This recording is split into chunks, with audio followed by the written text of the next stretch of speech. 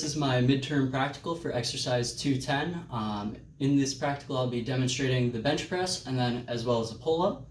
And I'll take you through a demonstration, the equipment used, and then I'll do like a mock demonstration with the client.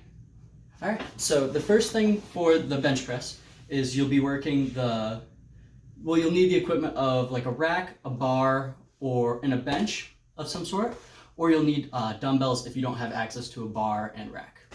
So for this exercise, you will use your pectoralis major, and that'll be working in horizontal adduction along the transverse plane and the longitudinal axis.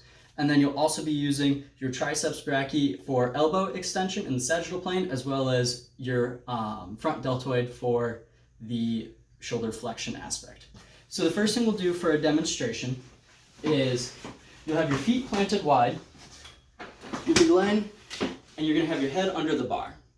And then you'll have your arms, you're gonna grab the bar a little bit wider than shoulder width apart, and what you need to do is you need to roll your shoulder blades under, and you'll have your feet planted well. Then you'll unrack it, you'll start with your shoulders in line with your hands, and you want your wrists straight as well. And then when you're ready to go down, you're gonna bring it down just a little bit, and you're gonna almost go down to the bottom of your sternum, and then you'll come back up over your shoulder line. So a few more times there. And it's almost like a reverse J shape. Alright, so I'm here with my client Jade, and for this I'll be taking him through the bench press.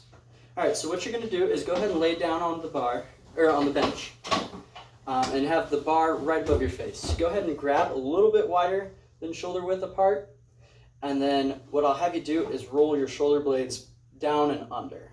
Yep, perfect. And then when you're ready, go ahead and let me get into a spotting position for you.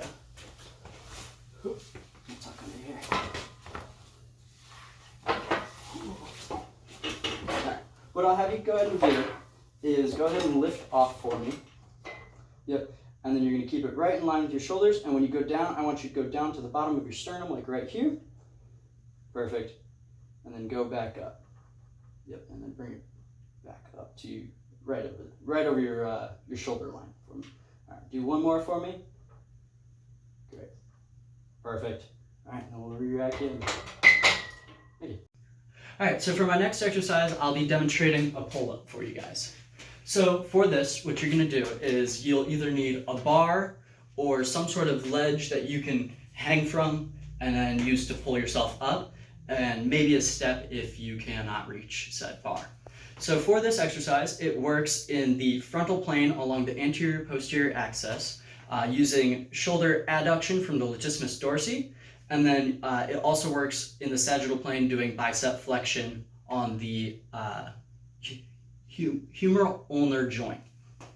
So for this exercise, we will be going to grab a little bit wider than shoulder width apart, and you'll have your hands pronated facing forwards with you.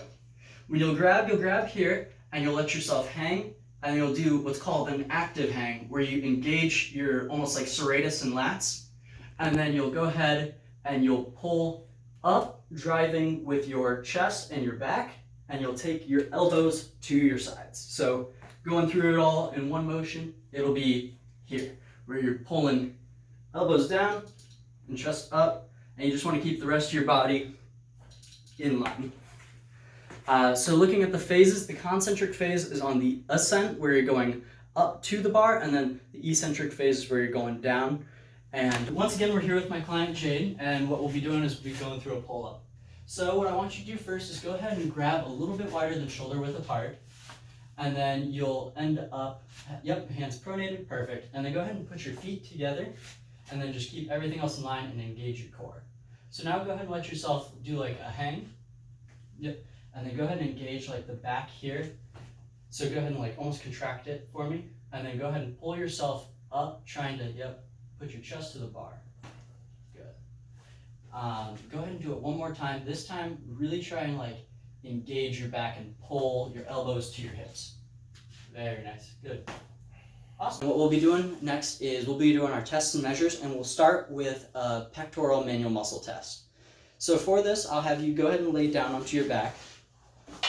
And we will have you go ahead and cross one arm over the front and have the other land to your side. And I'm going to come and I'm going to brace here, and I'll pull. So go ahead and resist me until you can no longer resist me. Good, good, good. Very nice. And we'll do this on the other side for you too. And so the reason why I'm doing these as my test and measure is because for the bench press, the pec is a very integral muscle for it, and it needs to be functional. So this is testing the functionality of the pec, because otherwise you could do it wrong and have compensation injuries, or you could just get generally hurt. And so you need to make sure those pecs are functional prior to it. Awesome. So I'm back here with Jade. What I'll have you do is go ahead and sit down. The next thing we'll do for you today is we're going to go ahead and do a shoulder flexion range of motion test.